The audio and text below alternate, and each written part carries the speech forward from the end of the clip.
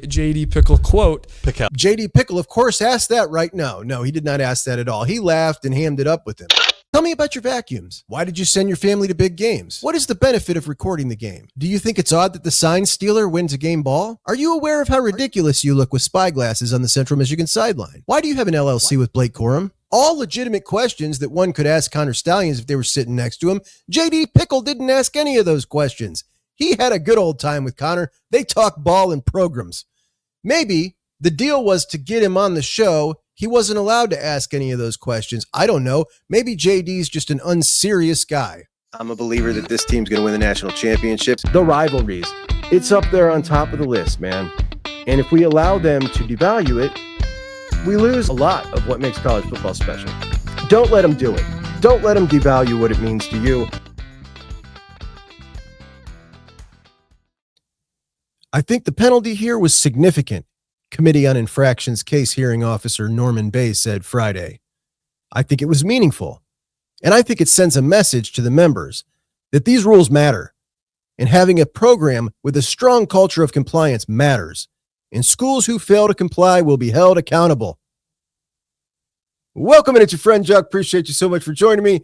It is the weekend show here at Juck on Bucks, and the weekend show, my favorite show. This, not my favorite topic, but the best news is it's finally over. And I had said on Friday mornings, Juck on Bucks, that I was going to come on at about 1 p.m. on Friday and stream what was going to happen here with the guys, the NCAA guys. We're going to meet and stream and take questions from the media, etc. Well, I found out that they weren't streaming that. And then I also saw that my buddy Tom over at Buckeye Huddle was live. And I am very bothered by the fact that in the end of all this, Sherrone Moore got to choose the games that he was penalized for. And then by the time that was over, I went and looked at YouTube, and boy, like every single college football channel was live streaming and talking about this. So I figured, you know what? I'll just wait and see what else comes out. And I'm kind of glad I did. But I said earlier in the week, I would have loved had they wrapped up this punishment more towards the middle of the summer, where I'm struggling for content, struggling for things to talk about every day, because that would have been gold. And whatever happened now at this point was going to get swept under the rug quickly, because we got football in 8 days. But having now seen the punishments, I'm glad. I'm glad that we're going to be moving on quickly from this topic, because I know myself and I know my audience, and it just would have been really negative for like a month had this happened in the middle of the summer. And I'm glad we don't got to deal with that. We figured out things to talk about. Now we're going to move on into football. But first, we're going to wrap this up here at my show. This will be it. This will be the last thing on the subject, unless new news breaks. Certainly the last show on it. I'm not saying we won't ever talk about it again, but I will not ever devote this much time into this topic again as I will today here, as I'm just going to put a little bow on this puppy and move on. But I am disappointed, but at the same time, glad it's over. And I definitely think we learned some things here. I do also want to hit on a few things. And another reason I'm glad I waited is I got to see some reactions from some other folks who sit behind microphones like I do and talk college football, and some bad takes, man. Some bad takes. I got a few targets today on the show. We're going to get to some few targets. We're going to take a few shots at a few people here, as we do from time to time. And of course, Conman Stalions, the guy who did this, the guy who basically created a new chapter in college football and in the rivalry that we're never going to forget, right? This entire thing was insanity. Before this, I thought we would never see a college football fan crazier than Harvey Updike. And Stalions makes Harvey Updike, who is the Alabama fan who poisoned the trees at Toomer's Corners, Auburn's famous trees that they roll with toilet paper. He looks like the picture of mental health compared to Stalions. And this entire saga could not have happened at anywhere else, man. Because just like Updike in the Alabama-Auburn rivalry, it takes a certain amount of insanity that only you can only find in a few little pockets of American sports. We happen to live in one of those pockets. We live one of those. That's the Ohio State-Michigan rivalry. And when you look at Updike, when you look at Stalions, these dudes are bat crazy, man. And Michigan scandal in their punishments now revealed. Nothing will affect the program. Nothing will affect the program. But based on the reaction, I feel like it may be getting a little bit lost in the shuffle that Michigan was found guilty as charged here. They're guilty as hell by an institution that unfortunately refused to apply their own rules to punish them. So it's irrefutable. They did what they were accused of. They had a ring that did advanced scouting all over the country, led by Conman Stalions, who bought tickets and had people attend over 50 games and scouted over 12 opponents. And Stalions' ring had several agents that he referred to as KGB. Someone paid them. Someone bought them tickets with a clear line of sight to the target teams. They provided many of them with phones. Stalions called the film dirty film. He said this was counterintelligence. And he used that dirty film to create an advantage for himself and for Michigan.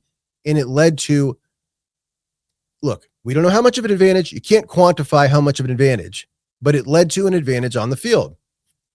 That all happened. Michigan guilty as charged. Michigan did not cooperate.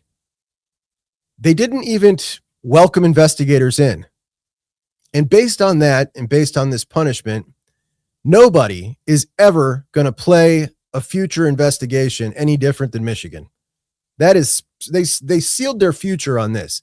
Deny, delay, obfuscate, just be as unworkable as you can be with the NCAA. And they made sure that that's the way they're going to get treated from here on out. The penalties for Jim Harbaugh and Conman Stalions reflect just how guilty Michigan was here. And though none of the punishments are going to affect the football program moving forward, those are huge penalties that they got. Huge penalties. Harbaugh, obviously guilty as hell for fostering an environment of noncompliance. This happened on his watch. Ignorance is not an excuse. He didn't cooperate at all. Stalions admitted throwing his phone in 1,000 pieces at the bottom of a pond. Also quoted as saying to one of his KGB agents, technically you can just lie to the NCAA. This isn't court. Your story is the story. So the enormous penalties for those two. But outside of that, a huge financial penalty and the rest. I mean, it's a bit of a whimper, man. Michigan faced 11 level 1 violations. 11 total violations, 6 level 1 violations. And the list of punishments includes Harbaugh with the longest show cause of any coach in NCAA history. That's a significant penalty. Now, it doesn't matter because he won't coach college football, but let the record reflect the longest ever. That's how serious what they did was. It's the longest ever. Now, we know he's not going to come back. He's in the NFL. Conman Stalions, the second longest ever, well, tied for it with Antonio Pierce, who also ran to the NFL. Conman Stalions with an 8-year show cause. And this is the guy who did everything. Those are enormous penalties. They don't have any teeth. They don't affect the program, but they're enormous penalties. And it tells us for certain that Stalions didn't cooperate, acquired an unfair advantage based on what he did, destroyed evidence, and we know that it affected games. But even if the evidence wasn't destroyed, as the NCAA alleges, we never would have been able to quantify just exactly how much of an advantage this was on the field. But all it needs to be is a one-play advantage. That's it. That's often what games come down to, a play. All that we know for sure is it absolutely was an advantage, and that's all we need to know. And as crazy as this idiot is, nobody goes through the kind of aggravation to get people situated at 50 different games and pay all that money and organize this entire ring unless it's an advantage. And Stalions, who's been out there running around, yucking it up with frauds like J.D. Pickle of On3, who wanted to sit down and talk some ball with him. Stalions is exactly who we thought he was. He's a narcissistic little dork with visions of grandeur. And it's certainly no surprise because we all know guys like this. We all know people like this. This dude who's been running around talking tough, when this is over, he's just ready to get on with his career, his coaching career in college, went into the hearing in June, this tough guy, and cried after he did his little documentary talking tough with his little smirk. Remember his smirk about the Central Michigan sideline? He went in there and cried because that wasn't fair. This guy, man, we all know this guy. We all know a kid like this guy. Socially awkward, desperately wants to fit in, gets a little bit of notoriety for something, and thinks he's a superstar all of a sudden. People pump him up. He's doing a great job. He forgets who he is. He forgets he's a soft little dork that's going to cry and say it isn't fair when it all comes crumbling down. And the cool kids, they don't want to talk to him anymore. The cool kids don't want to talk to him anymore. They've used him up and spit him out. Now, he claimed this week he couldn't wait to get this over and get back to his coaching career. And it's that kind of delusion. He thought somebody was going to hire him if this show cause didn't exist. He thinks this show cause is what's keeping him from a serious coaching career. 8-year show cause. Now, I actually think somebody will hire him in 8 years. It'll be probably a D2 school looking for some publicity, a fledgling little program. He's going to take that job and think he's going to turn it around like he did with the high school that he went to. And it's going to be a big story. We'll see it pop. We will.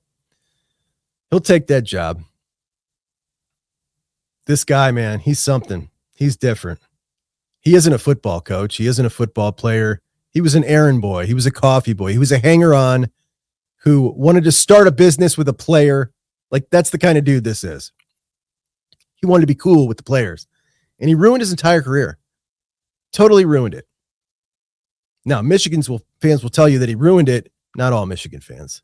There are very solid Michigan fans who've absolutely had enough of this guy and don't want him affiliated with the program at all and are embarrassed by him. And, that's how I would feel about it. 100%.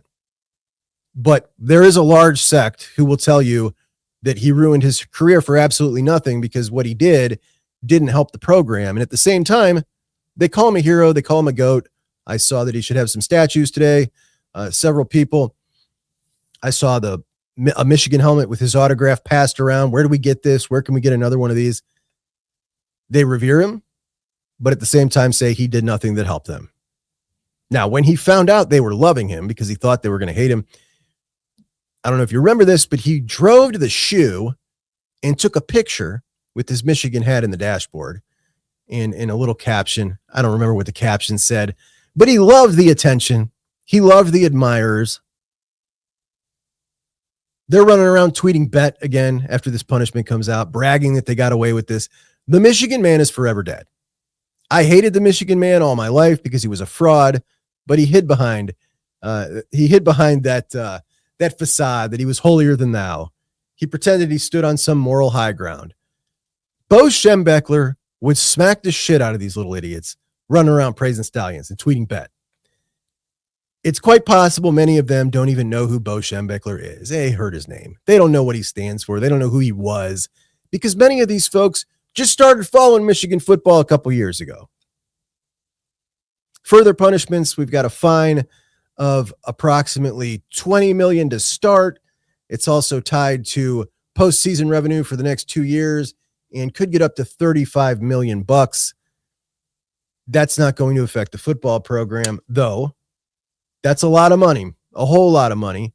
And that is what our man there, the director of infractions, the Committee on Infractions, is talking about for the most part. They're also on 4 years of probation, and I'm sure everybody's just quaking in their boots to be on NCAA probation at this point. Like, what are you going to do? Nobody cares if they're on probation anymore. 3-game suspension for head coach Sherrone Moore. A 3-game suspension. Now, remember, if you recall, Sherrone Moore, 2-game self-suspension, they decided is what they were going to offer for the NCAA. Now, it was not going to be games number 1 or 2 because game 2 this year is Oklahoma. Sherrone Moore went to Oklahoma, and it's obviously a huge out-of-conference game for Michigan. They want him to be able to coach that. So they decided, we're going to give you 2 games. We're going to make it games 3 and 4. And we all laughed. And by we all, even Michigan fans were like, yeah, that's not going to fly. This is from the show I did earlier with Tom and Tony. I am very bothered by the fact that in the end of all this, Sharon Moore got to choose the games that he was penalized for. And that's just been allowed to stand. I thought if nothing else, they were going to say, yeah, no, buddy, you're not going to go ahead and just get to go coach at Oklahoma this year. Sorry, there are some punishments here that we're going to enforce. And that seemed to at least be an easy one. They decided to add a game, but we're going to kick it off till 26. That bothers me the most. So they accepted the 2-game suspension for 2025, but decided it's got to be 3 games. And I can only imagine that based on the season starting so soon, they didn't want to spring it on him. They want to spring that 3rd game on him right away. So they made that for 2026. That'll be game 1 in 2026. Game 1 in 2026, coincidentally, the game against Western Michigan, where they are traveling to Germany. Remember that story? They're traveling to Germany next year to open the season against Western or Central Michigan. And Sharon won't be able to go with them over to Germany for that game. But it's against a MAC team and not a Big Ten team. And the fact that they let that stand, to me, is just mind-blowing. It's mind-blowing. Like, honestly, even Michigan fans were like, this is ridiculous to pick and choose which games you're going to be suspended for. And they even let that stand.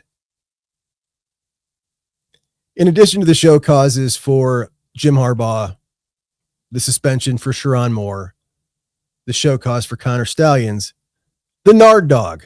The Nard Dog also got himself a 3-year show cause. And he got fired for I think some boozing incidents or something. Did Mr. Shoelace Robinson, owner of the worst nickname in college football over the last 30 years, Shoelace Robinson. Imagine being that poor dude had to stick to that stupid nickname. He had to not tie his shoes to stick with that stupid nickname. Can you imagine how many times he was like, man, I just want to tie these damn shoes, but I can't.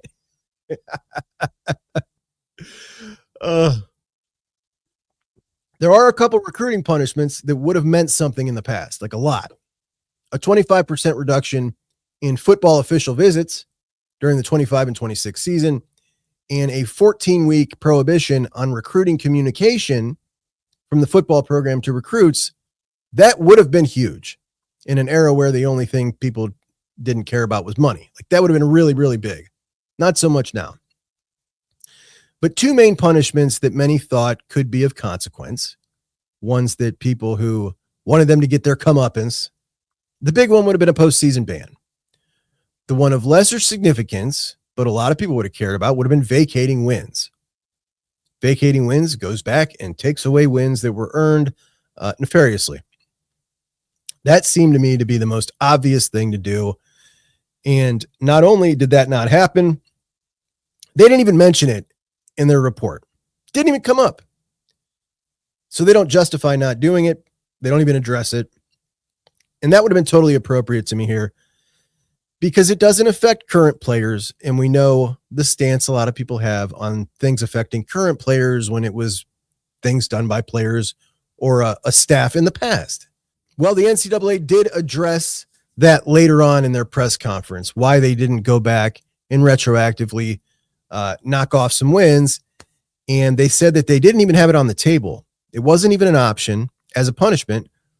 And they said vacating wins is only possible if a team fields ineligible players. So it wasn't a factor in this case. It was a penalty that could not have been considered, they said. So those are the rules for that. The rules are it could not have been considered. What about the rules for a postseason ban? For a postseason ban, they justify not giving a postseason ban, which is the other big punishment that could happen. And they say in their statement, a postseason ban is required in this case. Michigan is also a repeat violator. A multi-year postseason ban would be appropriate. So a multi-year postseason ban required and appropriate, but it wasn't on the table to strip wins away because that wasn't in the rules that they could do that. But it's in the rules here that it's required to have a postseason ban in this case. And multi-years would be ideal here because they're a multi-year offender. But they chose not to do that because regulations must ensure that the greatest extent possible on penalties for infractions do not punish programs and student athletes not involved nor implicated to the infractions. So you're picking to follow this rule and not this rule. Regulations must ensure that to the greatest extent possible is what that says. I think that means there is a limit, the greatest extent possible. That means there is a limit where, okay, this is as bad as it gets. This is on-field cheating. We've got all this evidence, and you didn't cooperate, and you are a multiple-time violator. This is, I mean, if there ever was a category to say, okay, we tried to the greatest extent possible, but at this point, you know, you've officially gone too far, and we're going to impose this because it is, quote, required, as they said. It's required. So they chose not to follow this rule. They chose to follow the first one that says ineligible players are the only way that we're going to go ahead and retroactively take away wins. And it just makes this whole thing seem so fraudulent, man. Not to mention these two statements here, diametrically opposed. To say that it is required to strip wins, or it's required to have a postseason ban in a situation like this, but you can't hurt people moving forward. Every investigation like this takes several years, which means you can never give a postseason ban because it will always be people in the future. So unless it's Akron, unless it's the University of Akron, who is serving a postseason ban right now, there are 30 new players at the University of Akron next year, this season, walking in, participating in practice, going to play for the Zips, my mighty, mighty Zips. And they can't play in the postseason because last year's team and the year before had a cumulative grade average that was too low. Double standards everywhere here. Or unless you're 2020 or 2012 Ohio State, who lost a national championship appearance against a Notre Dame team that I watched just get destroyed down in Miami by Alabama, who was, they were the best team that year. Urban even admitted it. It was his motivation for the chase, but Ohio State could have stolen one there, and natties are hard. And they lost out on that. They lost out on it. So double standards everywhere. Nonsense everywhere. You got Tony Petitti, who did the bidding for the rest of the Big Ten coaches and suspended Jim Harbaugh for 3 games just on game day. And then Tony Petitti goes and confirms that he wrote a letter to the Big Ten saying enough is enough, essentially. He confirmed that at Big Ten Media Days. He also said he's not going to address the contents of the letter because it's an ongoing process. Didn't think it was appropriate. I think it's appropriate now. It's all over. What did you say, Tony? What was in the letter? He got exactly what he wanted. Just like Josh Pate said, it was going to affect huge television dollars if Michigan had a postseason ban. Fox and the Big Ten are hand in hand. Petitti didn't want it. Fox didn't want it. They tried to use their influence as best they could to make sure that didn't happen. Many saying there's no reason to be compliant anymore moving forward. No reason to self-report violations, etc. It is important to note, though, that Jim Harbaugh was, if he was still Michigan's coach right now, right, be a massive problem. Conman Stalions was still on the staff, it'd be a massive problem. So the NCAA report repeatedly stated that Stalions was uncooperative with the NCAA investigation in the infractions hearing process. It said Harbaugh ran a program that was largely dismissive of rules and compliance, and there was no emphasis on following the rules at all. It even said staffers disrespected the compliance officers over and over, like just straight up being rude jerks to the people coming in to do their job. So you can't really act like this if you're a coach that wants to keep your job. You still have to abide by compliance. You can't do what they did unless you're planning on doing what he did then after, which is leaving and never coming back to college football. Most coaches don't want to do that if you're operating in the stratosphere that Michigan was at the time, which was consecutive playoff appearances, trying to get a national championship. You're not planning then on, winning that and getting out of football. Like, that's not usually what happens. So, there still is a little deterrent there for a head coach, unless you think if he actually was still the coach, maybe he would have acted a little bit different, or maybe the punishment would have been a little less severe, which is totally possible. I don't know. But despite these punishments doing nothing to affect the future of the program, and pretty much everybody universally saying Michigan got off easy here, except for our director of the COI, Michigan appealing the NCAA ruling and the punishments. Apparently the money is a bit too steep. So they're appealing the thing. They want to get some of that money chopped off. They say, we appreciate the work of the Committee on Infractions, but respectfully, in a number of instances, the decisions make fundamental errors in interpreting NCAA bylaws. And it includes a number of conclusions that are directly contrary to the evidence or lack of evidence.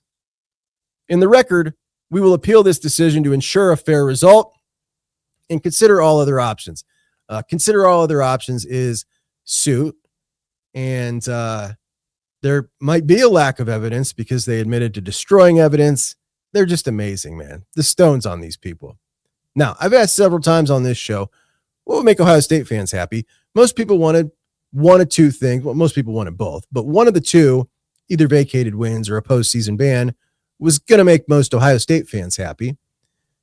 Personally, I've never subscribed to the argument that you can't punish current players for violations by past members of the staff or the program.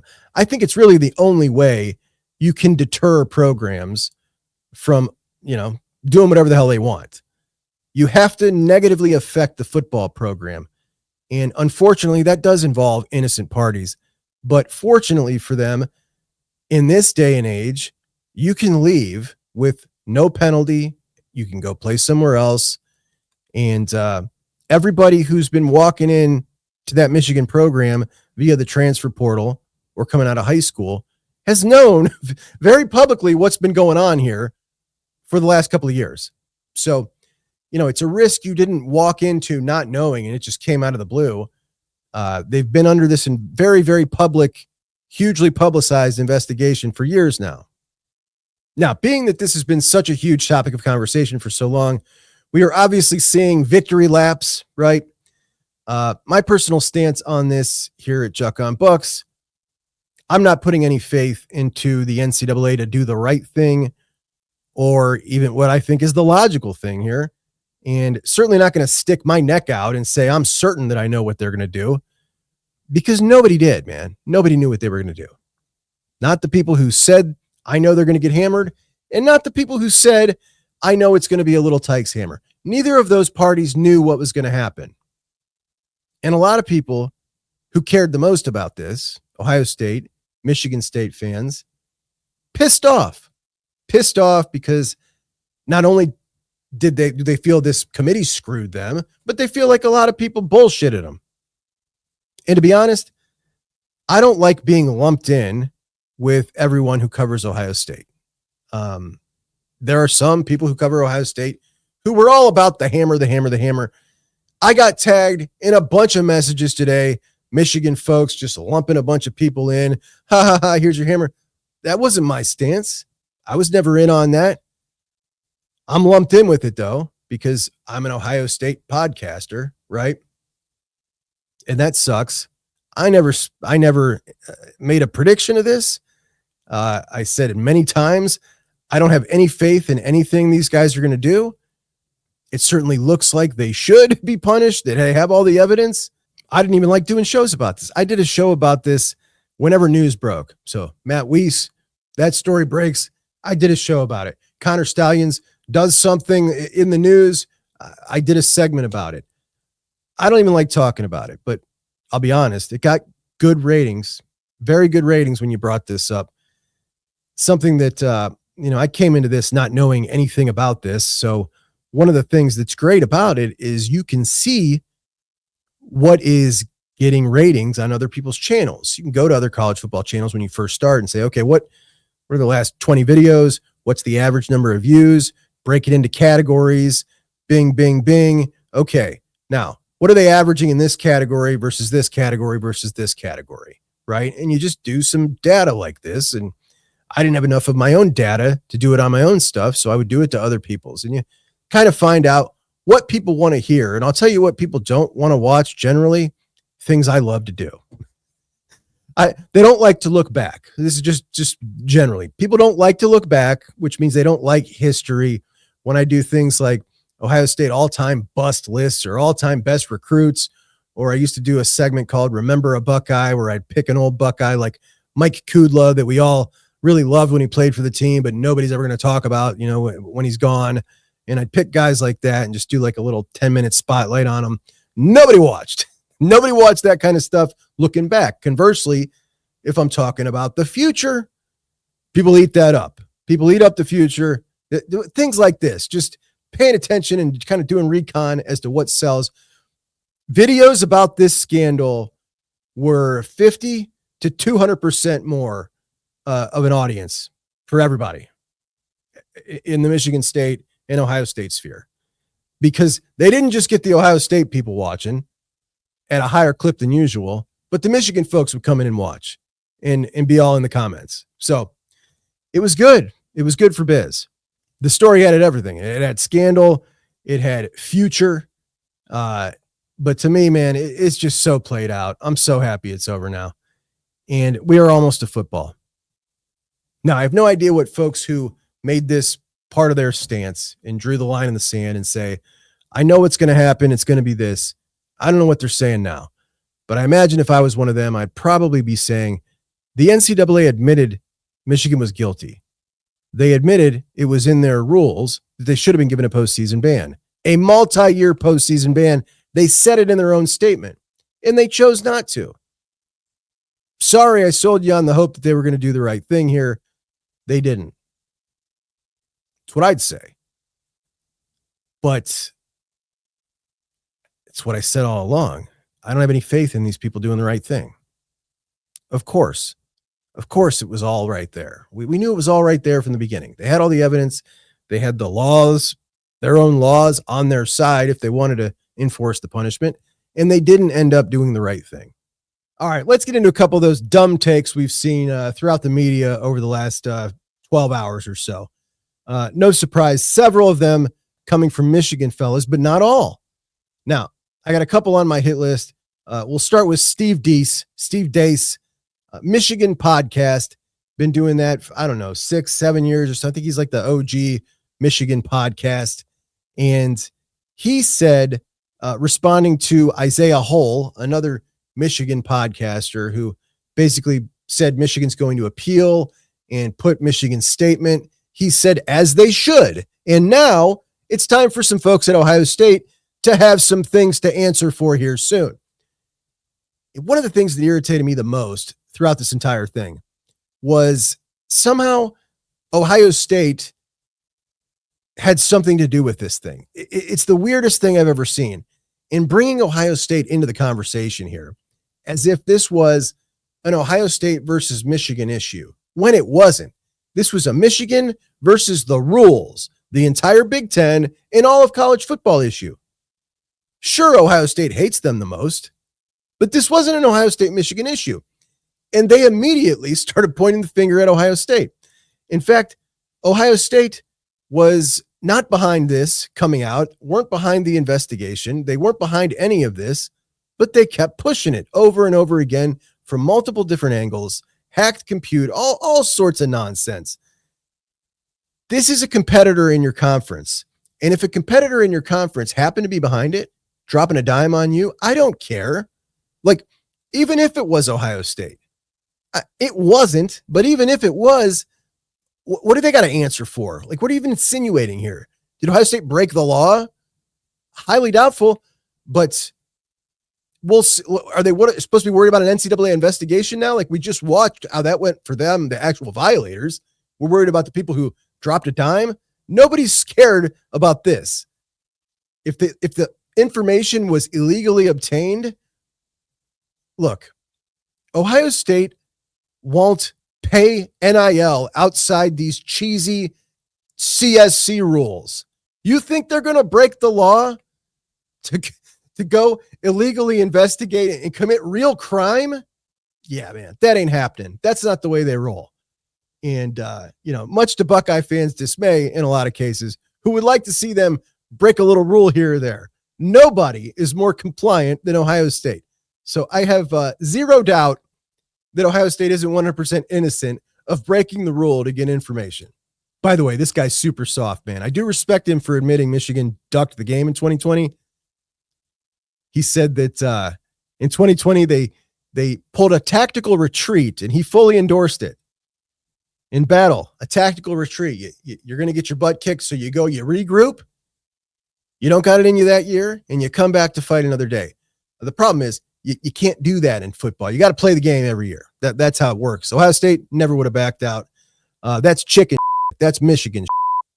Now, further, including Ohio State was somehow in any way involved in this, you can add Andy Staples to the list. So Andy Staples, hosting the Yahoo College Football Inquirer, had this to say yesterday. The sitting head coach did get disciplined over this during that season. Yeah. The Big Ten so 3 pretty suspended big Jim games Harbaugh for at 3 the end of the games, season, including the Penn State and Ohio State games. Yes. So that's actually the rare case where the person that they wanted to see punished, if you were the Ohio State fans, got punished. Now, you guys blew it by not being interim what coach. happened? Yeah. So suck it up. So basically he's saying fans of Ohio State or Ohio State players or Ohio State in general should have nothing to say about Michigan's cheating because they had an opportunity to beat them and they lost the game on the field when Harbaugh wasn't on the sidelines, when the Big Ten punished him. So Ohio State fans just need to shut up because they didn't win on the field, which, again, another interesting way of looking at things. But the truth is, he's had this attitude about this the entire thing. He thinks only Ohio State and Michigan State fans care about this. Nobody cares. He said it all along. I've been on social media all day long, and I could tell you a whole lot of fans from all over the country are very irritated about this punishment, not just Ohio State and Michigan fans. Sure, they are the loudest. They are the ones that care the most because they hate them the most, naturally. But this is not an Ohio State versus Michigan thing. This is a Michigan versus the rules versus the rest of the country thing. Then you got David Cohn. David Cohn, former Michigan quarterback, host of that horrific college football show that they do on the Daily Wire that I've ripped here before for no reason other than straight up jealousy that these 3 extremely unappealing personalities got chosen to host a college football show on such an enormous platform. Well, now I got a reason. I think the first time I was ripping them because, well, they don't know what they're talking about. They were going over one of those garbage, bullshit, made up NIL ranking lists, who spent the most off of NIL. And they were talking about the numbers as if they were like gospel, like it was an IRS tax return. Of course, nobody reports those numbers. They're not required to be reported at the time. And they're all fake numbers made up by people who make up whatever list they're looking at. I don't think they knew that. In fact, I'm pretty certain they didn't. And I was ripping them pretty hard for that. Now, Michigan appealing this thing, one of the things that the NCAA Committee on Infractions defended Michigan about was the lack of institutional control charge. And what Michigan had in defense that they did not have lack of institutional control was Michigan averaged a self-reported, on average, 18 level 3 violations a year through Harbaugh's last 5 years. So last 5 years of Jim Harbaugh, they self-reported 18 level 3 violations. Cohn says this today as his big gotcha. Does anyone else remember those 4 NCAA recruiting violations for the Buckeyes last year prior to winning the Natty? Like, how embarrassing is it that this guy doesn't understand that self-reporting level 3 violations is just about the most common thing you see from every school every year and what you're supposed to do. And you get a little slap on the wrist. A level 3 violation, an example would be, and this actually happened at Ohio State, taking recruiting pictures for Chris Henry Jr. before he was in his junior year.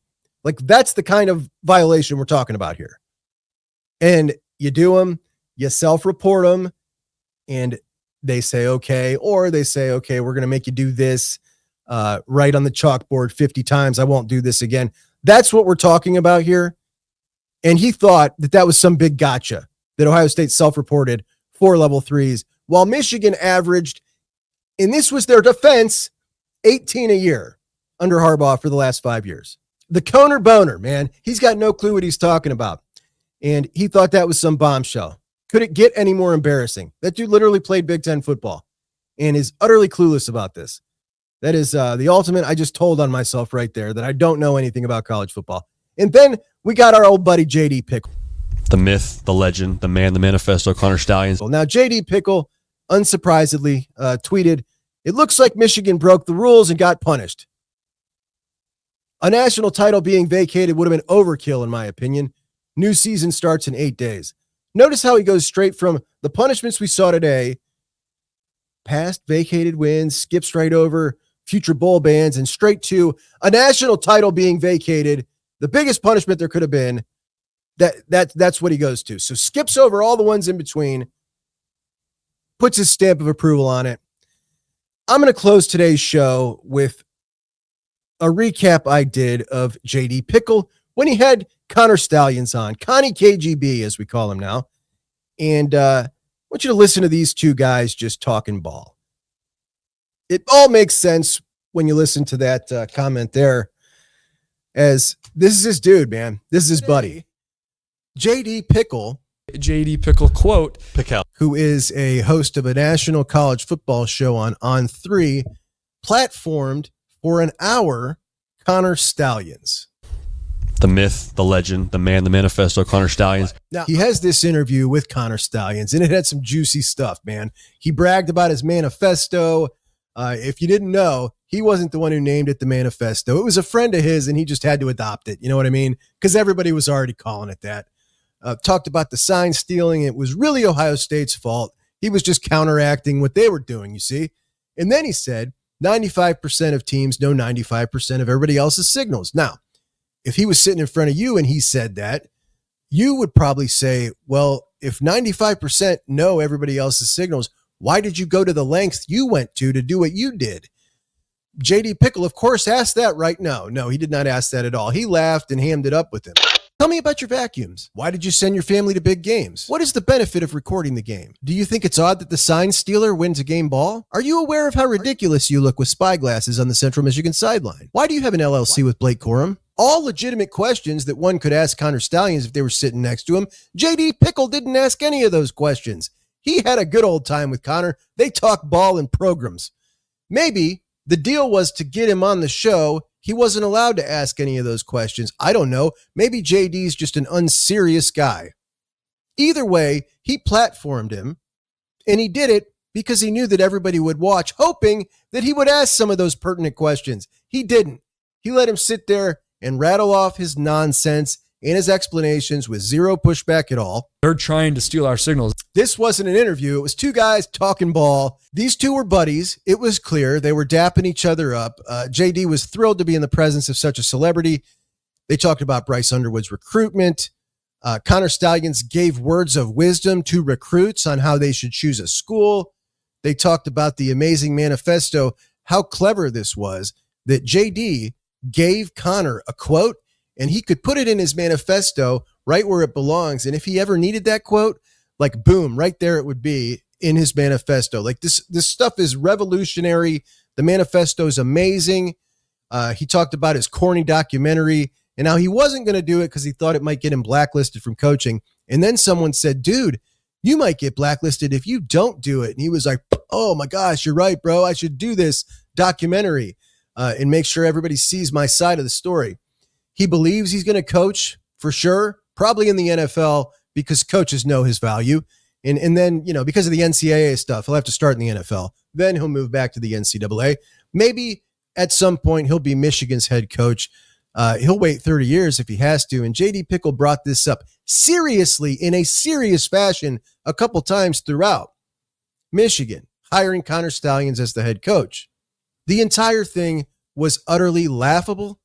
Stalions talked about the 2021 Ohio State-Michigan game, and he rattled Ryan Day. The sign dork rattled the best head coach in college football. Here's how he said it. Because they were so reliant on knowing your signal that, and Ryan Day is a great coach. I'm not like, Sure, this is not a, whatever pitch against him.